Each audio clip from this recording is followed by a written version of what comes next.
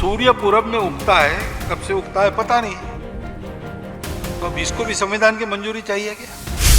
एक भी व्यक्ति हिंदुस्तान की भूमि पर जब तक जीवित है तब तक भारत हिंदू राष्ट्र है। हम हिंदू है, हमारा हिंदू राष्ट्र है, ये सत्य है कि पोथी में लिखा होगा नहीं लिखा होगा। ऐसा है कि संविधान की प्रस्तावना थोड़े में हिंदुत्व को ही बताती है, शब्द नहीं है उसमें हिंदू, लेकिन सब उपासनाओं को स्वतंत्रता है, न्याय है, स्वातंत्र्य है, समता है। ये सब कहां से आया?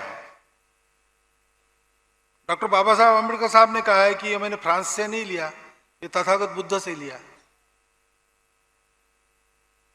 बंधुभाव उन्होंने कहा है, संसद में भाषण में कहा है, बंधुभाव यही धर्म है।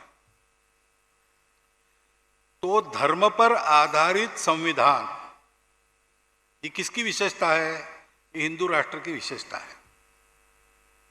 यद्यपि हिंदू शब्द का उपयोग नहीं किया, हिंदू शब्द के बारे में रिजर्वेशंस भी होंगे, लेकिन स्वभाव से तो सब लोग वही थे।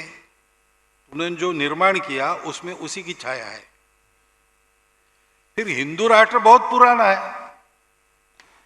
अब सूर्य पूरब में उगता है, कब से उगता है पता नहीं, तो अब इसको भी संविधान की मंजूरी चाहिए क्या? हिंदुस्तान हिंदू राष्ट्र है भाई। भारत को मातृभूमि मानने वाला, भारतीय संस्कृति पर श्रद्धा रखने वाला और भारतीय पूर्वजों का गौरव मन में रखने वाला एक भी व्यक्ति हिंदुस्तान की भूमि पर जब तक जीवित है तब तक भारत हिंदू राष्ट्र है। यह संघ का विचार है। और इसलिए हिंदुस्तान हिंदू राष्ट्र है। कभी मन में आया संसद के कि बदलो और उसमें शब्द डालो, वो डालेंगे, नहीं डालेंगे तो भी ठीक है, हमको कुछ उस शब्द से मतलब नहीं है, क्योंकि हम हिंदू है, हमारा हिंदू राष्ट्र है, ये सत्य है। किसी पोथी में लिखा होगा नहीं लिखा होगा, जो है सो है, वो बदलेगा नहीं। इसलिए उस झंझट में न पड़ते हुए ये समझना कि जन्म आधारित जाति व्यवस्था ये हिंदुत्व का हॉलमार्क नहीं है।